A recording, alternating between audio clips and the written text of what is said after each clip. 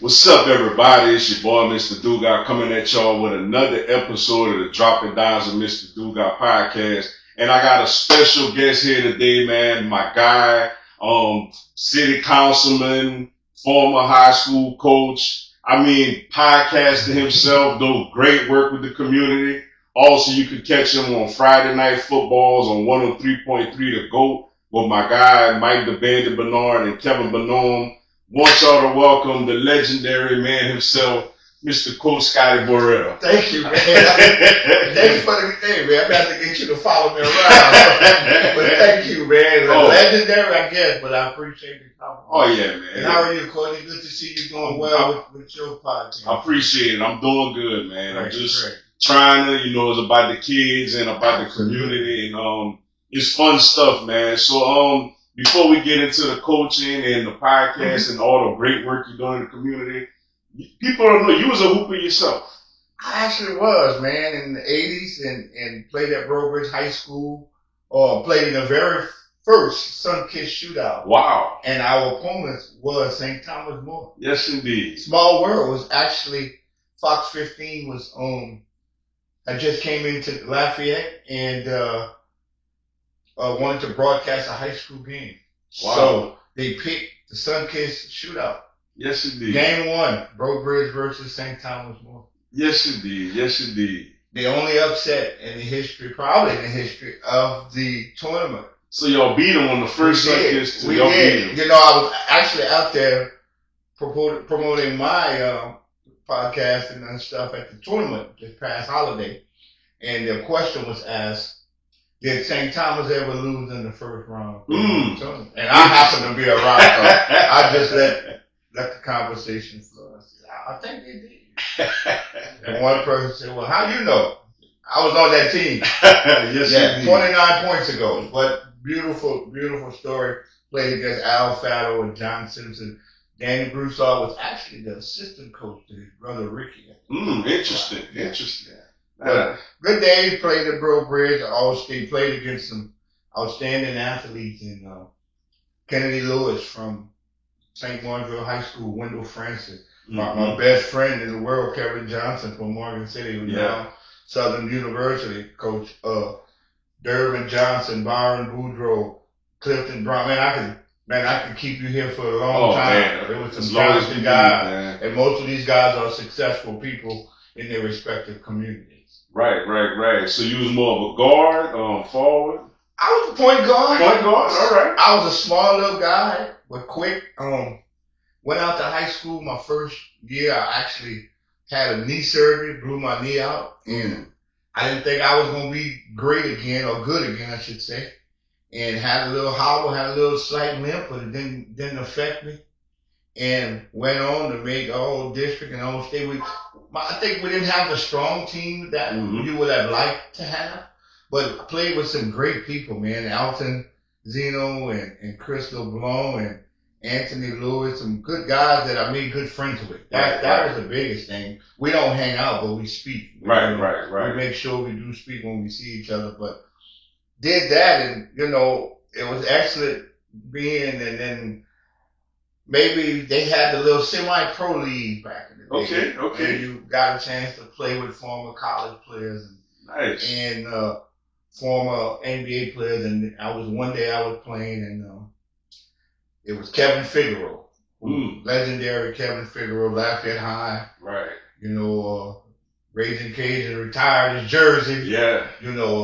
Alonzo Allen and Sidney Grider and Durbin Johnson, they all played college. And I was asked to play with them. I was like, me? And it was like, why not? I was like, okay. That's when I finally realized, I said, wow, I actually could play this game. But I knew I had a good feel for the game. To take you back, I don't mean to keep talking, but I love it. To take you back, man, a lot of kids don't realize you have to start young. Yeah. And I actually would move the furniture around the house in the living room and make a makeshift basketball court and play. And I know we've kind of had some pre-questions, like a mentor, one of my mentors, and He's a friend of mine. They was Alfred Dalco, Corey Davis' grandfather. Okay. And I watched them play the old-fashioned game in the park, in the neighborhood park, old-fashioned pick and roll, and I thought they had perfected it. Him and another guy named Michael Ledet, and they was a combination on the old Breaux high school teams in the 70s. Okay. And man, I would watch them play, and but to add to all that, a lot of kids don't realize that you have to start young. Yeah. And I didn't realize what I was doing. I played so much in the house, and then when we got older, we started going to school and playing more, going to recess and play, going to school early and play, staying after school and play, practice, and then they built a park in the neighborhood. And I mean, we played at least 8 hours out of a 24-hour day. That's awesome. That's good days there. Good days. And then you got to go to the cousins and the friends, and we back then it was a whole lot different. You walk with the guys to the basketball court, play the game, and some days you might have had a little argument, but you walk back home with them. And we laughed about it the next day, and we continued to play basketball. But no, man, it was never realized what I was doing, but I was making myself a heck of a ball player. Yeah. And when I started playing, it was just natural. I climbed with the guys at school, and I said, Coach never got in the gym and bounce. No, Coach. I said, Coach never got in the gym and shoot. All the Coach did was play games. Yeah. And the games were so intense and the guys were so tough and athletic back then and competitive that you had to play to win, or you wasn't going to play the rest of the evening in the park, because the park was so crowded with a bunch of athletes. If you lose a game, you gotta wait 4 hours before you get back out there. But man, no, beautiful and played at Breaux time that meant the love of my life, my wife. Awesome. We've been together since high school, and as many young couples, you go through your ups and downs, but you realize where you belong. And as you see now, she's sitting here. Yep. With me almost 30, 40 years. That's later. Beautiful. And I tell the kids that at school, I said, I'm married. Well, you never dated anybody else? Oh. I said, now you're trying to get me in trouble. But I married my high school sweetheart. That's and awesome. I love her to death. We built a family, we built a life through tough times and good times and bad times. And man, couldn't ask for a better person in my life. Yeah, I think behind every strong man is a strong woman to pick him up and to hold on the family. So that is just a beautiful thing to hear, wonderful thing to hear. So there were any guys like in the NBA that you had like to look up to and model your game after? Actually, I don't want to say no, but I want to say I just can't. It was just so many because I love the game. Mm-hmm. I didn't.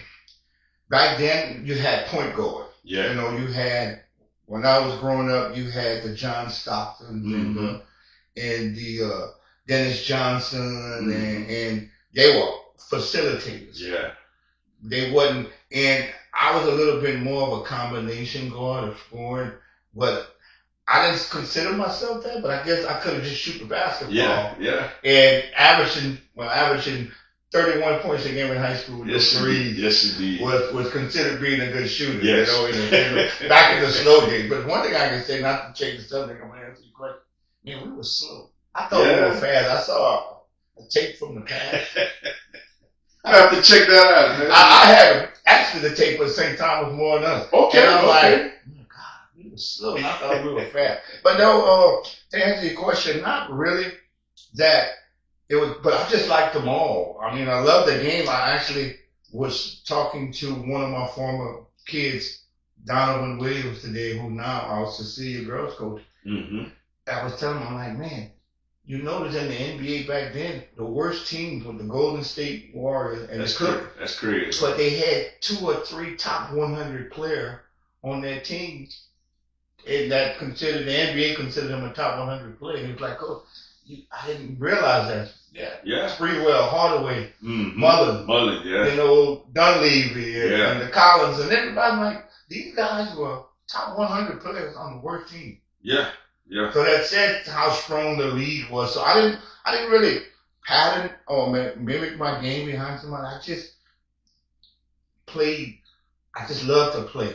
No matter who I played or where I played, on the dirt, on the concrete, in the gym, I played hard. I used to tell the kids, I would never play a BS game with basketball. Right. I don't care if he or she is soft. Hey, you out there? I'm not going to embarrass you, but I'm going to play the game in the most competitive way that I can. And that's the only way to get better. Absolutely. No, man. But love the game of basketball. Okay, and then after that, you transitioned into coaching. So when was the moment you realized that you wanted to give coaching a shot? Well, I say this. I don't want to say I wanted to give it a shot. Never thought about it. I just went around Dave. Everybody know Dave. And rest in peace. Yeah. And we had AAU programs. And I'm like, okay, I like that. And it was the year to Darryl Mitchell and then was getting into high school. So I started hanging out with them and started doing some coaching. And before that, I was like the summer league recreation coach. Had my own son and the kids in the neighborhood at the St. Warren Parish Recreation. And so I was like, okay, it's fun. No, nothing serious. Right. So I became a truck driver, after high school, and passed up a couple of scholarships due to becoming a father early in high school. And I was actually delivering at a place. And this guy said, hey, coach, I always hear you talk about AAU. Always basketball. My fiance is going to be the new girls coach at Breaux High School. Okay. Like, wow, okay. The school board was actually next door to my house. Why not? So he says, she is going to go by, do some paperwork on tomorrow. I'm going to give her your number, and vice versa, y'all could meet. I said, well, she's going to be right next door to me. So Right. And seemed like I'm interviewing for a job because, didn't know the lady. I wasn't going to be working at the school. Right. That would make you laugh. So I'm hurrying. I'm like, oh, she's going to be coming right quick. And I'm showering up and everything. Then I grabbed some lotion. I grabbed some yeast from my wife, and I put it all over my arms. Now I was sitting there with this lady in the interview, and she said, can I ask you a question? Oh, man. You said you were I grabbed the wrong bottle. Oh, man. But she had a great sense of humor. There's always help. So we laughed about it, and we got, she said, love to have you, and got with the principal. So went in there voluntarily, 99 or 2000, and thinking it was going to last 1 or 2 years. Yeah. We got to the first 3 years. She said, look, I'm leaving. So the principal says, well, Mr. Borel, man, look, those kids love you. Yeah. We want you to stay. Will you stay? I'm like, well, I mean, I drive for a living, but, if you, she said, well, we're going to bring someone in. You can still be the assistant, but you can kind of do your hands-on. And he said, well, let's make you a deal. I said, what's that? Let's hire someone that don't know basketball. So it'd be your program. I said, well, let's give you somebody that know a little bit. Yeah, we can work together. And did that. Young lady from out of state, from, I want to say Virginia. Okay. Named Paige Patin. She gave me the rope. Stayed 3 years. I'm like, God, the 3-year jinx. She said, Coach, I'm moving on. Still had ups and downs. In that first 6 years, I was able to sign one of your young ladies from your area, Megan Bayroy. All right. Oh, yeah. My cousin. But she went on more academic and walked on. Man, let me tell you, I'm about to cry because this girl, she got me in her heart all the time. But long story short, that's how much I love the kid. Right. She was one of the first ones went to play on that Southern and Kwanzaa Joseph. We signed her at Tyler, Texas. Walked in the gym at 5'11", said, Coach, I don't even know what a basketball is. Said, by the time you leave in 4 years, you will know basketball. Got her in the gym. She went on to play at Tyler Junior College. And she's now a mental health instructor and fitness instructor in Baton Rouge. Wow. And now, Megan is a traveling nurse. So got all the young ladies. Quick story about her when you're done. All the young ladies are doing so. Those 6 years go by, and Here goes coach number 3. I'm like, man, look. But I'm starting to love it. Yeah. I'm starting to love it. I'm like, man, I know. Fast forward, I'm at Dave one day and I run across a young girl. And I don't want to say I didn't win many games with Megan, but we didn't have a lot of pieces. And Right. Megan and LaQuanza really, hats off to them, played their tail off for me, and we made something out of nothing. Mm-hmm. But we sit down at Dave and see a little girl playing, and she's like, wow. See, I'm in this 6th, 7th grade, something like that. Named Jasmine LeBlanc. And I'm like, you like this kid? You like to play? She said, I can play this all day. That's all I needed. That's all you needed to do. I said, so okay. Stuck in my head till the day. So fast forward, riding through the park in the neighborhood. She's the only girl with the boys every other day. So I'm like, I'm keep hearing this in my head. I can play this all day. I can play this all day. My 2 years go by, she comes to Breaux High School. Man, this now I'm like, okay, I can finally start competing with the St. Thomas and all the others. Right. We was getting beat up by everybody, and we didn't have the pieces. But there goes Jasmine.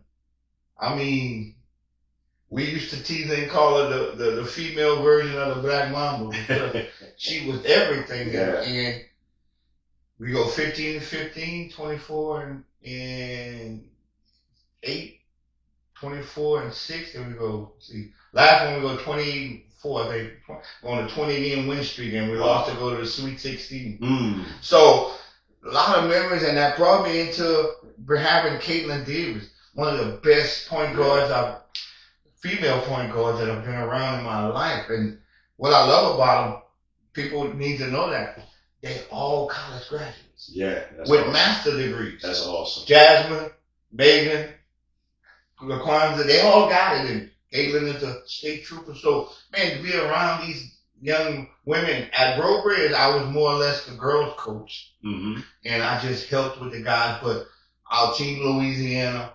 basketball was where I was more hands-on with guys. Right. And a quick story about Megan Borel.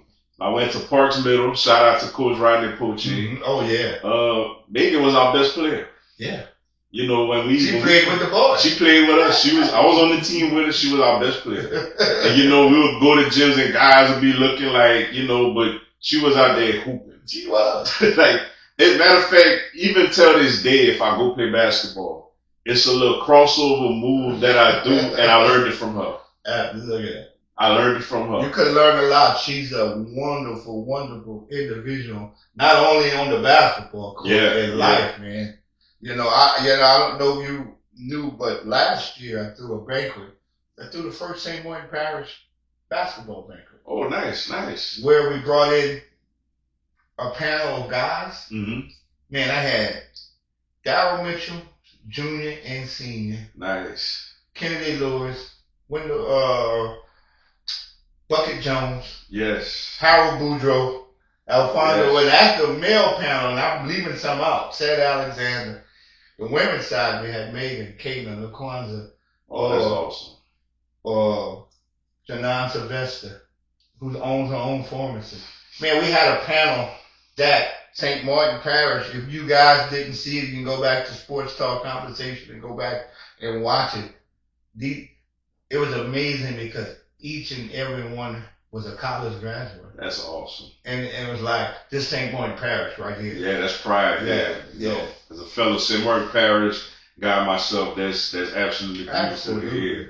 You know, and then you was the girls coach at Breaux, so when you transitioned to become the boys head coach at Cecilia, so. Oh, that was a shocker. How did that transition happen? Man, it's funny. It's funny. My kids were getting older. I was getting older, and life was changing. And, you know, people say, oh, don't be afraid to accept change. Well, I knew I'd exhausted all my resources at Breaux. I spent 14 years there, and the first 6 was tough. The last 8 was great. Yeah. And was able to get some kids into college, took some kids on journeys that they never expected to be on. We had another young girl who I call her. She was our, she was probably not our sixth man, probably our 7 or 8 man. Mm-hmm. A young girl, Cassie, I think I don't remember her name, but just been put long story short, she said, Coach, I better to walk on. She went to UL and she wasn't even playing sports. She wasn't playing sports, but she said, Coach, I get to walk on that campus with a Brewers high jacket with some patches, district champ, state qualified, all these patches. And I was the 7 and 8 man on the team. I'm like, you are something. But she said, who would know? Yeah. Who would know? Say, Coach, in other words, you did something for me that I wasn't expecting to be a part of anything like that. But it happened. It happened, and the relationships I built with Jasmine and Caitlin and Megan and this other young lady I forget to mention, Justice Price. Mm-hmm. Man, it's priceless, man. It's priceless. Yeah. And I could see the joy in your face from that, man. You know, I only coached my daughter's softball team, but just coaching, you know, you could see the impact you make on those kids. It choked me up, because my wife always say, you leave your heart in it. Yeah. And it hurts sometimes, but it was hard. It was hard to walk away. But back to coaching girls, it was different because Breaux had a few good girls before that, and they had Laura Simon, Cadille Sylvester, might be missing a few, Taylor Alexander, who just got a jersey retired. Breaux had some great athletes, but I didn't think in basketball they got the recognition they deserve, and with me being on the AAU circuit and knowing all the coaches, it brought a different light to Breaux High. I had Teresa Weatherspoon at Breaux High. Man. Would you believe that? Man. Hey, would you believe that? Oof, man. Old Country Boy would have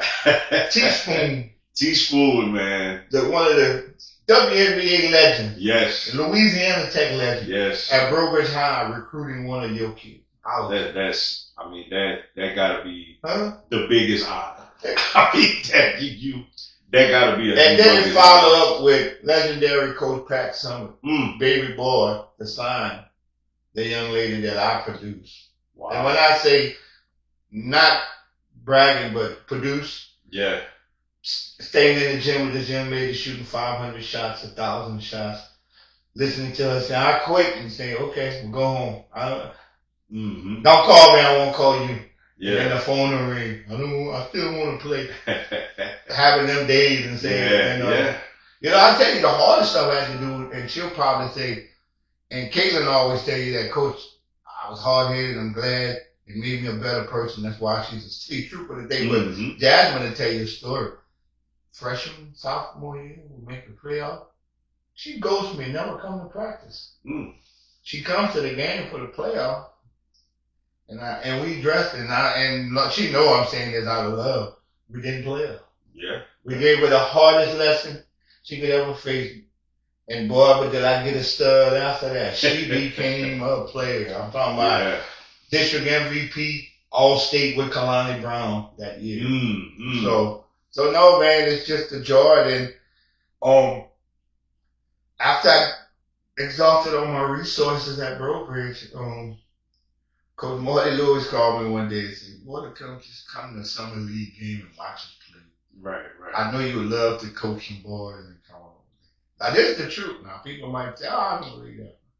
We was at David Thibodeau, and there's nowhere to sit. There's only one side. Right. So he said, just sit right here. But right here was on the bench. Cell phones had just started popping. Right. Man, I never realized I was photographed 1,000 times. Coach is calling Cecilia. People call me. But before I get to that, let me say this, Coach. I worked my last coach at Breaux, Coach Chain Jordan. We call her Coach C. Let me tell you. She's like our niece. She gave me so much joy working with her. She's a blessing to me being where I'm at too. She helped us out. We loved her so much, we babysat her baby boy and her daughter, we know them. So I want to give her a shout out. Without her, she's been a big intricate part of my life. So a lot of love to you too, Coach Jordan.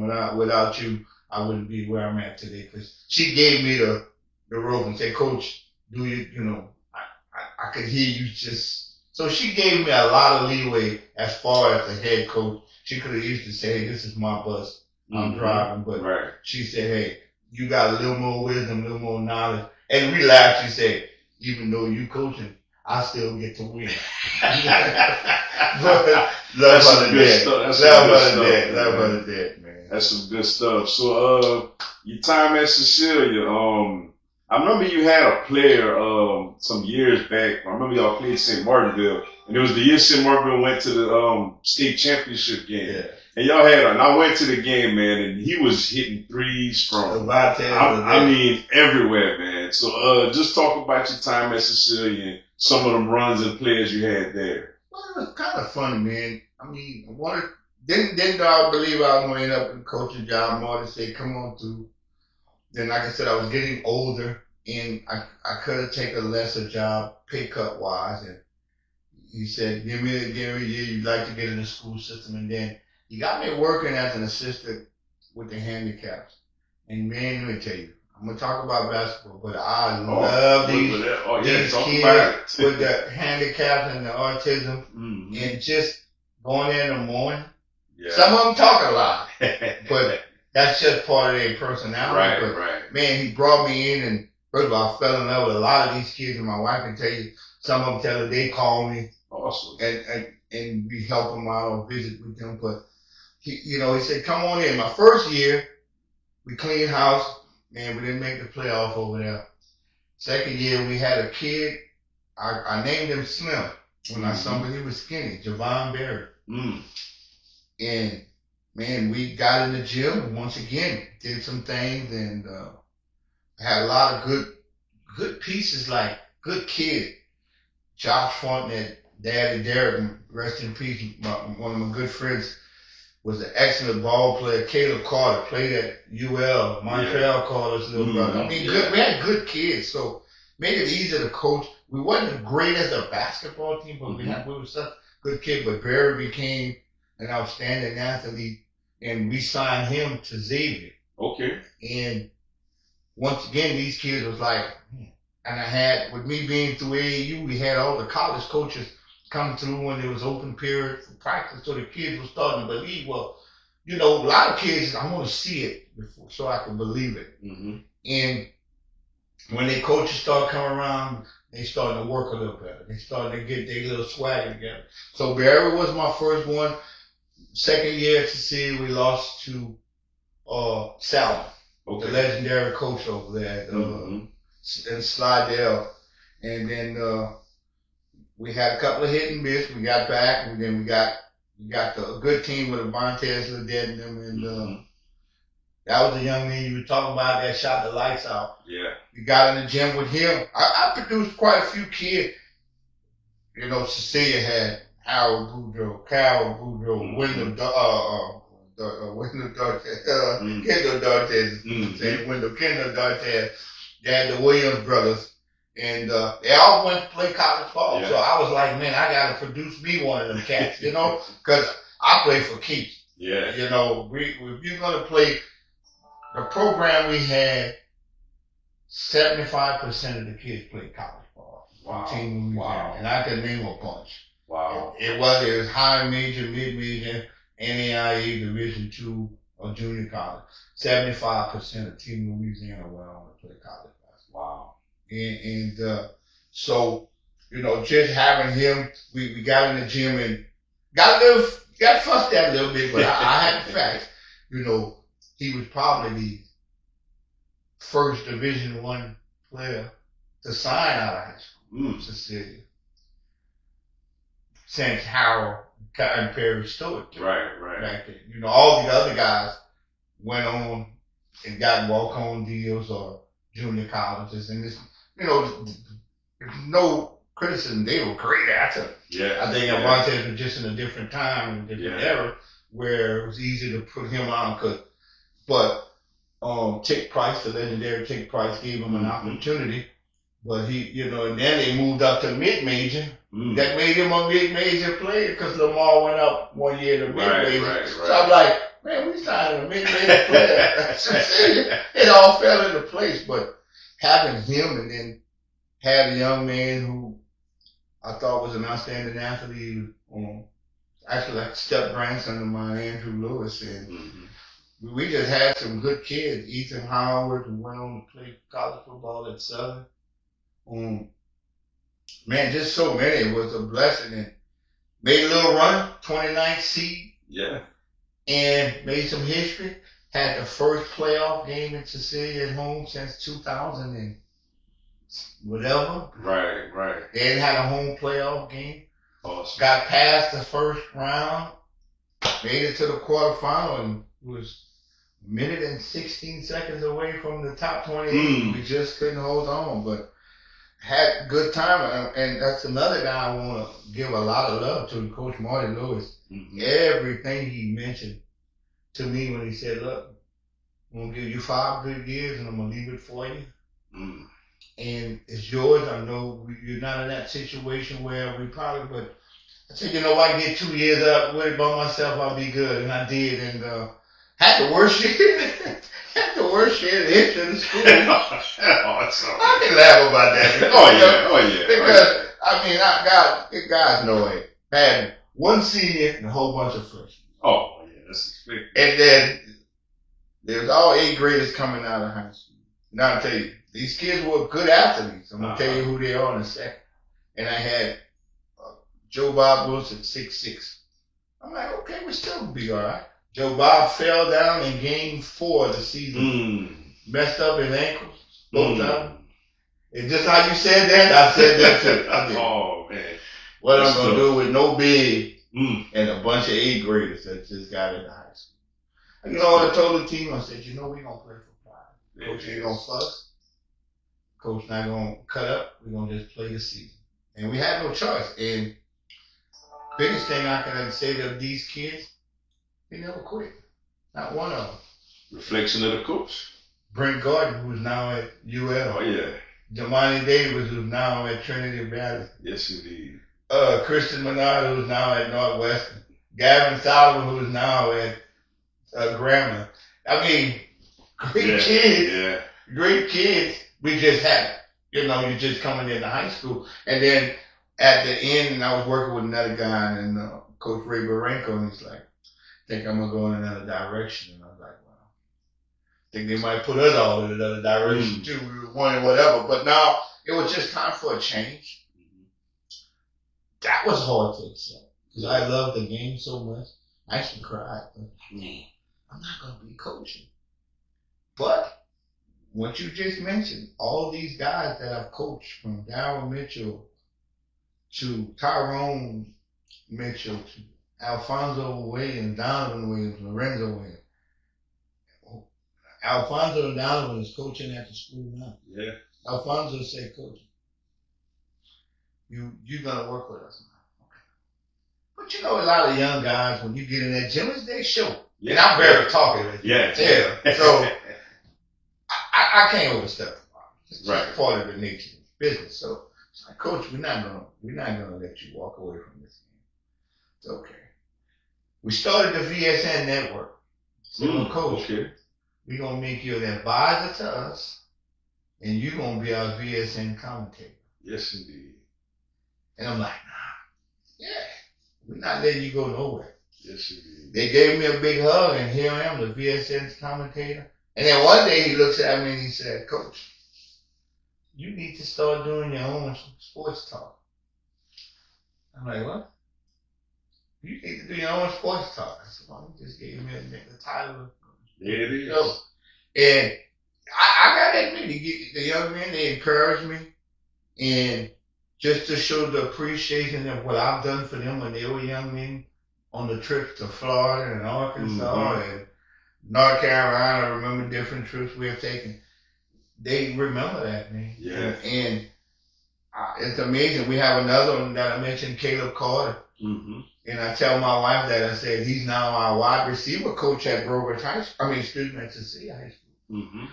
And we're on duty at lunch every day. He walks to me and give me a hug. That's awesome, man. I look at this kid, wow. And his words are, You all right? I'm like, yes, I'm all right. So, a lot of love for these kids. A lot of love. Yeah. Before we segue into your broadcasting in the podcast now, just I feel like I gotta pay homage to Big Dave. Yeah. Big Dave Thibodeau. I know y'all did the thing with Team Louisiana. So just talk about that real quick. Your memories of Big Dave and the Team Louisiana and just all the kids y'all had with that. Oh man. You know, we go back all the way to Jesse Daniels and Jonathan Zeno. Former LSU Tigers that played major college football. Were good basketball players. Yeah. And I started with them and Corey Lewis, hats off to Corey Lewis too. And we started with Dave. And like Dave, you're gonna coach with Coach Poulard and you're gonna coach the older group, and me and Coach Poulard build that bond together. And man, we just started rolling with Darryl Mitchell, Jermaine Spencer, Tyrone Mitchell, Michael Gale, Keenan Jones, may he rest in peace, and played at Northwestern. Now, all these kids that I named played college ball. Yeah. You know, once again, everybody, 75% of the Team Louisiana kids went on to play college ball. And we started to build that reputation, but there was no, how should I say, there wasn't no mom and pop team. It wasn't 101 17-year-old team. It was maybe one or two, and if you wasn't the cream of the crop, you had to earn your way onto that team, and there was no pay-for-play sports. We did the hustling and the bustling, and we had sponsorship through Reebok and Mr. Sonny Vaccaro. I had a chance to work for Mr. Sonny Vaccaro. If anybody don't know who that is, man, he's the one that started these shoe contracts for all these athletes that wasn't getting paid. And man, I got a chance to meet him, man, a wonderful person. So being around Dave gave me a lot of chance to around basketball that I really wouldn't have got a chance to see. I worked at ABCD camp. Man, the kids come out, he said, "You ready?" I'm like, okay. They're ready for what? Some guys are just high school kids. Okay. Sat there, "You ready?" I'm like, yeah. Okay, they announced the guys to come on out. Derrick Rose, Kevin Love, DeAndre Jordan, Corey Fisher. Little Romeo was a ball at that time. Master P came out of there. Right. You see, Dave, you wipe that sweat off and I told you, that's some men.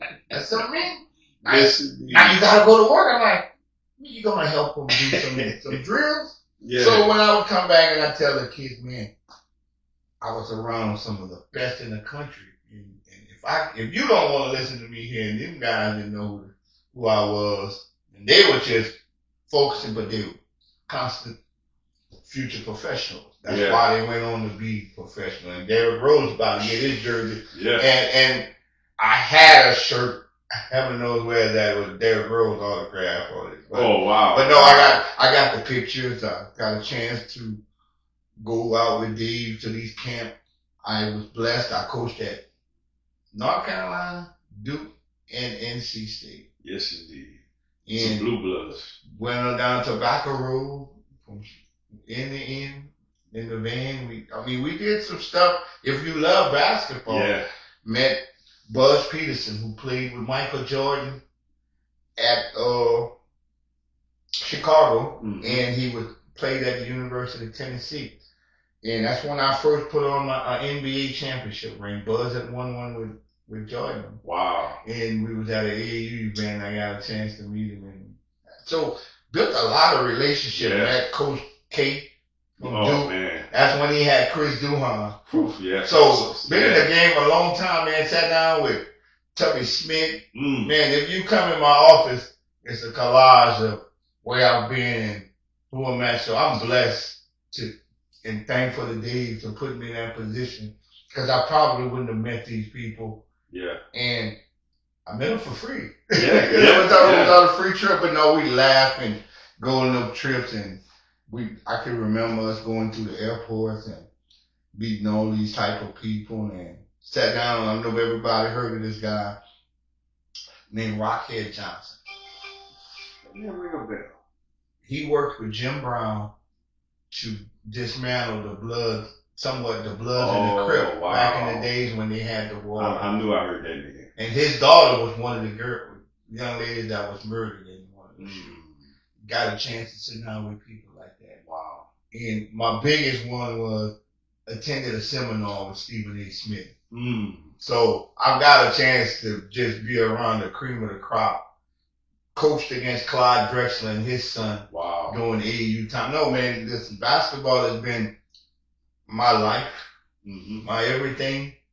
And, you know, my kids played, my boys played, my daughter didn't play, but my grandsons are coming up and they're playing. And, man, it's a blessing because I got 2 little grandsons. Yes, indeed. I don't want to brag about them, but if they keep that Borel blood in them, they're going to be all right, man. But no, David's been a blessing to me and my family. And a lot of times we'd laugh on trips. Many nights we'd laugh. Many days I'd have to run to the store for him. But it's one person I would never, ever forget in my life, in my blessing. Yes, indeed. R.I.P. to Big Dave, man. And so now, man, you're doing Friday night footballs with, speaking of Dave, with Mike the Bandit Bernard. Shout out to Bandit and shout out to Chris Benome. You're doing sideline reporting. And I had the pleasure to do a couple of games with y'all throughout the years. Fun experience. Now you can tell me, was all good? I was about to get to that. All right.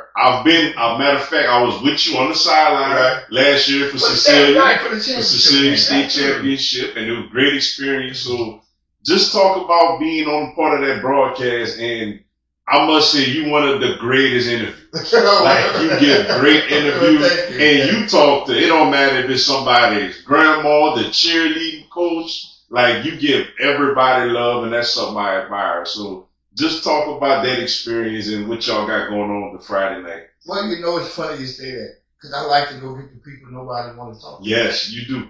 You do. You know, I go in the stands and get the craziest fan, I get the cheerleader. I started the homecoming. When nobody was interviewing the homecoming. Why not? You sure do. I mean, the cheerleaders are cheering on Friday nights in the cold and the rain. And why not? And we'll talk about that later on, because I have something special for the cheerleaders and the dance team coming up. But no, Mike had asked, when Dave died, had asked, and I'm like, well, give it a try. And started, and actually helped me learn football and a whole lot from a different aspect and a different life. But no, man, I'm having fun with it. I look forward to that. And because I would be at the game anyway, because I work, you know, at the respective school in the parish, and I could see those kids look forward for that, because, you know, when you're not winning, nobody's interviewing. Well, why not? Why not? I mean, these kids need memories to take with them when they leave high school. Why not give them that? Exactly. I wasn't a winner always in high school, but because I was a good player, I got interviewed even when I lost. You get what I'm saying? But that don't happen to everybody. And you should see how gratifying these kids are when you see them at school. Coach, they told me that my daddy couldn't make the game, but they listened on the radio. They heard me. And I know we're in a new age. Let's see it before, you know. But Mike still does that modern radio, and some people truck drivers and stuff. It's great. I listen. But I love it, and shout out to Mike and Kevin Bonham. Love them 2 guys. We go on a trip together. We laugh, and we laugh. But no, man, I couldn't ask for a better little passion besides that. It kind of helped me. It kind of helped me do my podcast and my VSN. I went into that like one night. I did the VSN without no color commentator. And I was talking and doing the play-by-play and giving the commentator. I'm like, you don't need nobody. I can do it myself.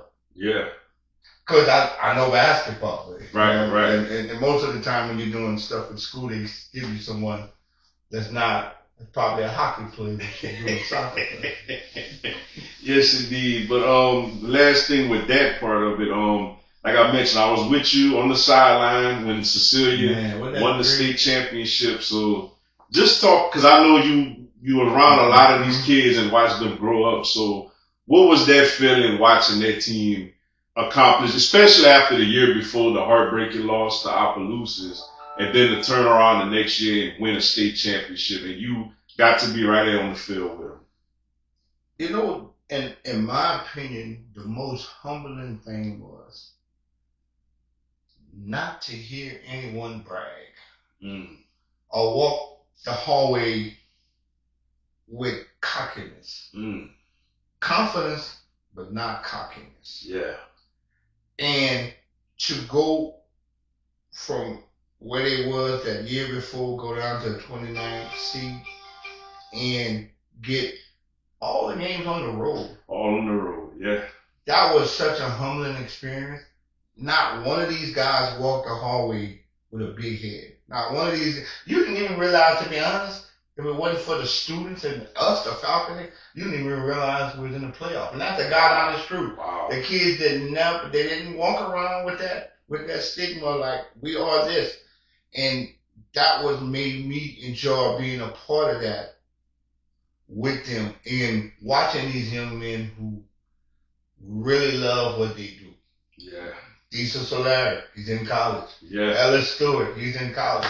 Brent Gordon, he's in college. Christian Menard. I mean, these kids had a passion and they were great friends on the field and off the field because I've seen them. Right. I know them personally. I know it was always at one of them house. So that was most humbling for me.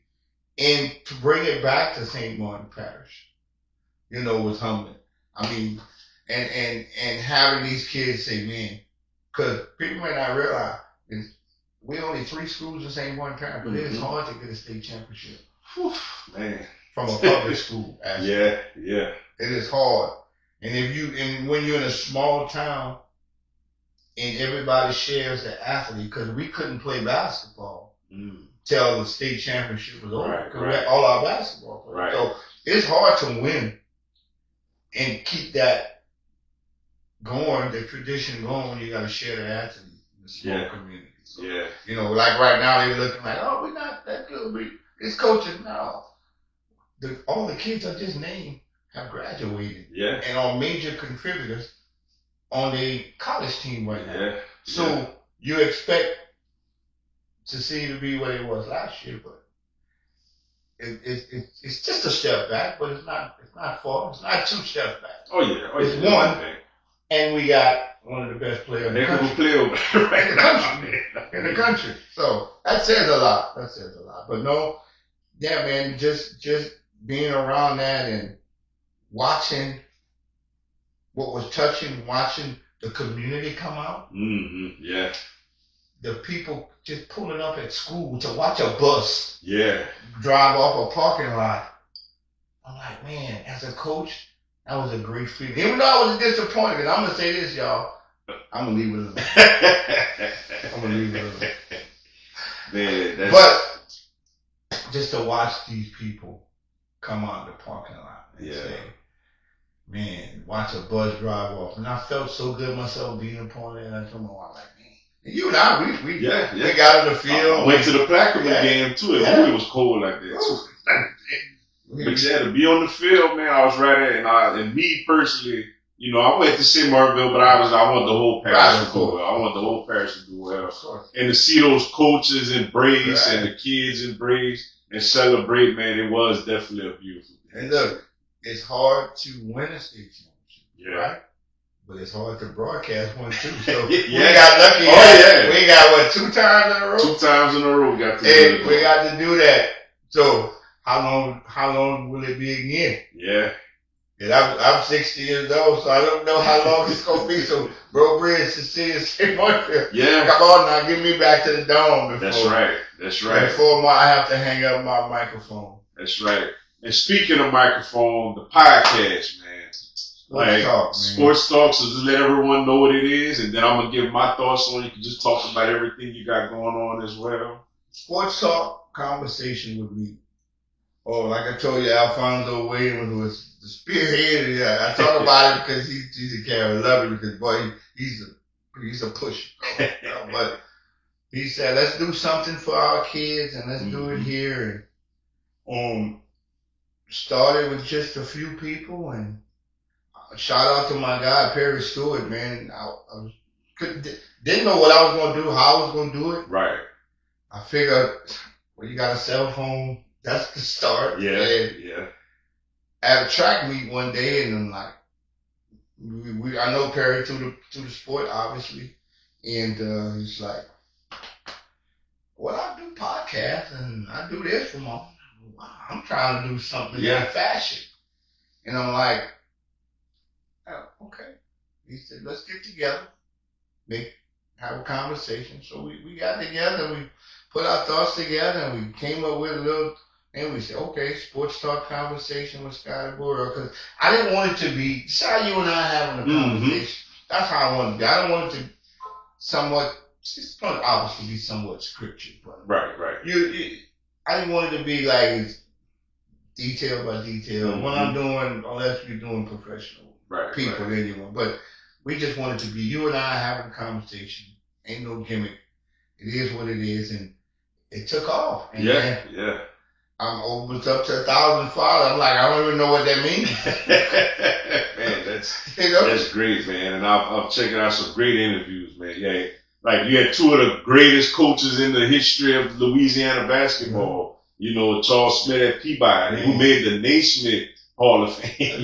This man there is a legend, man. Now he's a legend. Yeah. But you know, building those relationships, Courtney, throughout the year made it easy for me to pick up the phone. Yeah. And he said, you want me to come out there? Well, I'm busy now with the Naismith stuff, and they got me going.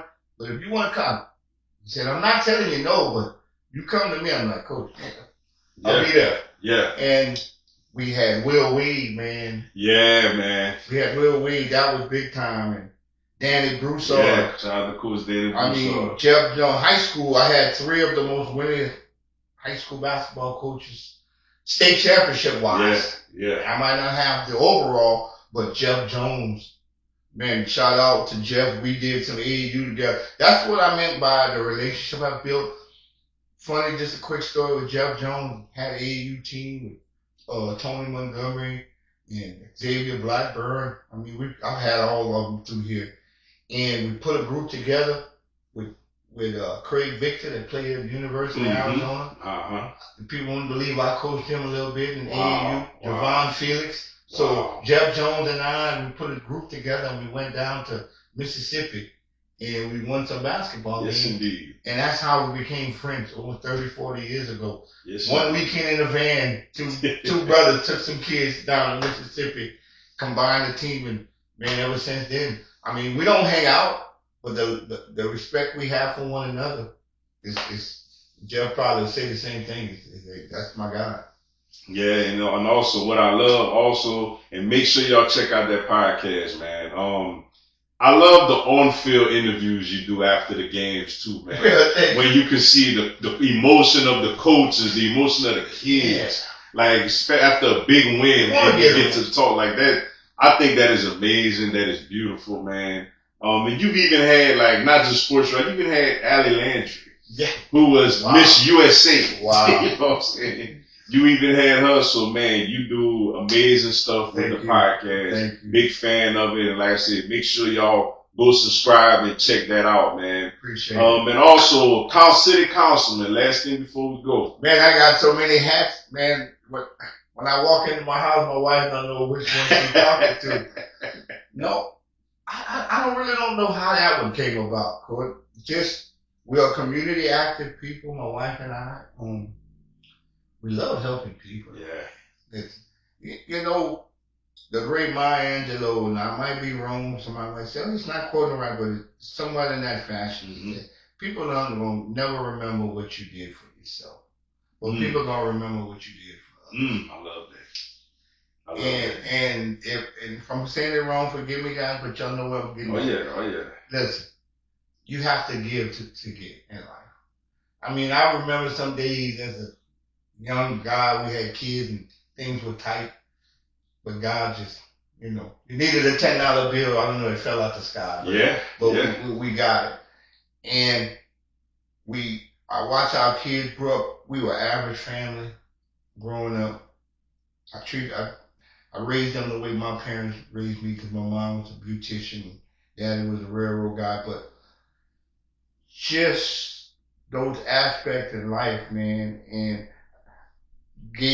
made us a community guy, and we do.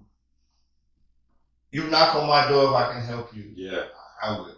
Yeah. I will. And that's the only way we live, my wife and I, as of now. You know, we're not talking about it, but there's a few people that we know that's not doing well in the community, and we feed them. We make sure they're eating. Yeah. At the worst. And to answer that question, Big Dave and Howard Alexander was offering, and I knew Mr. Howard was getting in that age, and I'm like, you know, my cousin Banks, a shout out to him, because boy, I don't mention him. You ain't mentioned me at all. Sorry, no, about it. So, but I said, man, I want to try that. He's like, you ain't ready for that. I'm like, no, he said, man, that's some characters when it comes to politics. I'm just gonna try. I said, everybody gonna say everything it's a different world. Mm-hmm. And I got with Howard and Dave and Howard said, well, I'm gonna retire, and he decided to stay in. I said, well, I'm gonna give it a shot. But when I decided to run, being a former Broker's high coach for 14 years, when I knocked on doors, I was knocking on the doors of some of my students. Yeah. And some of their parents. So it was like, Coach, you don't have to save your speech. We'll see you at the poll. And we sat there, my wife and my family, and you know, it's old school politics, the way the old school does. And it don't cost me, ain't cost me nothing but a few dollars. I didn't do the old school politics. Right. And the night go through, and you won. Hey, what? Yes, indeed. You beat a man that had 24 years and 6 straight terms. Wow. I'm like, man. Wow. What the hell do a councilman do? What do I start? They gave me a book of ordinance and said, here you go. Now I'm like, I'm slow, but I'm not that slow. They got the internet. If I want to find out, I can just Google it. Right. I'll take the book to make it look good, but I'm not going to read all that. So. Right. But no, got involved with the community. We got involved with a young lady, started doing backpacks. Mm-hmm. And they do a great job too. And she took a little break, and then we continued it, and she's now doing her deal, and we continued working with the Fellowship Church. It was so blessing for me that people just come out the woodwork and say, Coach, we want to help you. And you hear they say coach, they don't say councilman. Oh yeah. I guess you didn't even know I was a councilman at one point. No, not at first. No, I don't say that because I love the coaching side. And I don't want people to call me every day of the week. But no, love the coaching side of it. But so, you know, we got into it and we started doing things, and we started doing backpacks. Or we started doing a turkey drive, and doing Thanksgiving. We give our turkey to the community. During the pandemic, my son-in-law and I, we brought food and pamphlets to the people with information on how to handle the pandemic. Mm. And it just came where we were just helping people, man. We didn't care about politics. Yeah. And so in my first 4 years, we were blessed. I was able to piggyback and continue to do the backpacks and complete the Howard Alexander sidewalk project. We had traffic when he was in the leadership at that time, where some young Breaux junior high students were killed on the way to school. Mm. And no, the sidewalk wouldn't have saved nobody's life, but they were actually walking in the road because they didn't have sidewalks. Yeah. So that was a dream of his, and we completed that. Wow. Where we was able to put sidewalk off to the side. Now people might say, well, the sidewalk wouldn't have saved them. No, but the reaction time could have been different because they would have been several feet away from the vehicle. But with the vehicle with them being on the road, they had no reaction time. Which one tragically died, and one magically miraculously lived, but probably with a lot of issues after the fact. They actually, I don't know whatever, they moved out of the area, but so we completed that and started the renovation of Judge Carl Williams Park. Yeah. Because Judge Williams was and a blessing to Breaux Bridge and the community. He was our hero too. Being our community guy, St. Maurice Parish guy, Breaux Bridge guy, who was a district judge, who was a strong advocate for kids. So got that to be renovated and put in new equipment, turf for the kids, plants and trees, and did the whole basketball court. So now when you come to Judge Carl Williams Park, you're in a park where you can sit down and say, I could read a book here. I could just sit here and relax. I could throw a birthday party here. So we wanted to do that to show the community that we are doing something with some of our tax dollars, and it's a process. It don't go as easily as, okay, I want this, and you get it. It's not just a process. And before we go, I want to give a shout out to another council guy who passed away, Mr. E.J. Ledent, Ernest Ledent. Man, that was my guy, man. Look, he mentored me when I didn't have an understanding of some of these ordinances and how to go about the wordage of some of these stuff. I looked to him and I called him. And so a lot of love to the Ledent family, and Mr. EJ, rest in peace. You're always in my heart.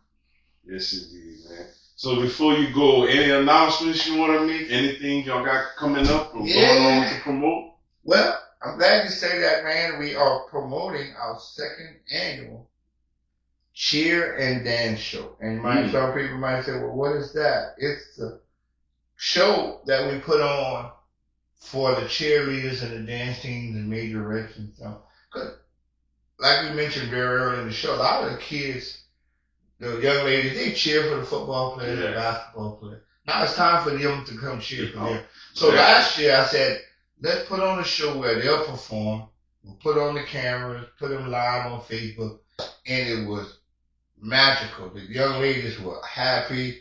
We got T-Mobile was nice to give us stuff for the people, the young ladies to have little gifts, and hats off to Mr. Harvey and Wade at Pat's Henderson and Chapel Club. Man, they opened the doors and, Coach, look, this is you for the night. You use whatever you want to use, and we're gonna come back for the second annual cheer and dance rally next Wednesday, October the 15th. We're gonna have a meet and greet at 5:30. It's about 6:15. Show starts at 6:30. We're gonna honor Breast Cancer Month. With these young ladies, we want to honor and we want to ask anybody that's watching and listening. You know anybody that went through this breast cancer or going through it now, or is a survivor of breast cancer? Send them out to Pat's of Henderson next Wednesday. We'll give them free breast cancer T-shirt, little wristbands. I have Miss Laurie Bob, who's her business is the Tree of Life Healing. She's gonna do chair massages for women. Oh, nice. Just, little quick 5-minute massages, and you probably might want to get with Miss Bob later on down the line. And we're gonna have a former player of mine, LaQuanza. She's LaQuanza Raymond now. I mentioned she was Joseph back then. She has her own mental health program called Move. She's a dance and physical health instructor. So she's gonna come in and do some line dances. And she's going to have some fun, and I'm going to have my wife and my sister. And this is the biggest thing. It's a very sentimental moment for me. I'm going to honor my own sister. Her name is Deborah Borel Johnson. She's from Lake Charles. She's also a breast cancer survivor. She actually rang the bell several months ago. Oh, wow. And because of her faith and her glory and her strength in the Lord, they made her the Southwest Louisiana spokesperson. Wow. So she's making commercials, and she's all over Billboard, and she's my big sister. So I surprised her. I said, I'm doing a show, and I need a guest speaker, but I found one. And she's like, okay, good. So I said, I'm going to send you the picture of the guest speaker. So we was actually at one of her events several weeks before that, and we took a personal picture of her. So I sent her the picture. She said, well, that's me. I said, well, guess what? You are my guest speaker. Oh, man, so, that's awesome. Man, she was so thrilled, and tell you how much we're all involved in the community. She does a women empowerment group down in the Lake Charles area. Wow. And her guest the very next day is Jackie John Kersey. Yes, indeed. So we're big in the community here, our Borel family and Johnson family. And I mean, never thought we'd be like that, but you know what? I am so glad and so blessed to be where I'm at, to be surrounded with the people that I'm surrounded with, the love that I get. I could just thank God. I'm so blessed. Man, I tell you what, this was awesome. Thank you. This was amazing. I've learned so much, and I could listen to you speak all night. I appreciate it. I got a lot to say. I'm sorry, but maybe it's just that time you gave me a chance to speak on me, and maybe I got some stuff I really didn't share that probably make you start crying. But all right. It's just blessing to be where we're at today. Shout out to my wife Rachel, love her, and my kids, Jasmine, Durbin, and Durbin Scott, and my grandkids. Man, they're the best. Without them, I have nothing. Yes, indeed. Well, Coach, Councilman, everything. Mr. Scotty Borel, I thank you so much for coming through, giving us these great stories, this great wisdom. Man. And it's motivating to me, man. And I watch you do your thing, and it's motivating me to do all this I got going on here. Well, keep doing what you're doing, because you know what? An older gentleman told me one day, the things you do for free can make you rich. And I sat back one day. I love that quote. He said, would you ever believe soap and water would be a business? I'm like, what you mean? They got car wash. That's all it is soap and water. Ain't that something? I'm like, man, I got to sit down and talk to you some more. But no, man, and look, love to come back and we talk some stories. Definitely. Some more basketball stories, man. Look, I played against some of the best in the area, Kevin Figueroa. Played with and played against, and Durbin Johnson, Clifton Brown, and Dr. Brian Brown out of New Iberia. Okay. Man, no, we played they have some tremendous athletes in the KDN, and you need to reach out to some of them older guys and bring them in here, man, and get you a round table. Look. Oh, I love to. Just want to continue to grow it and get everybody in this area that doing anything that means anything. Men, women, black, white, any race, it don't matter. I want everybody I can get on. That's what I told him. Listen, there's a talking dog.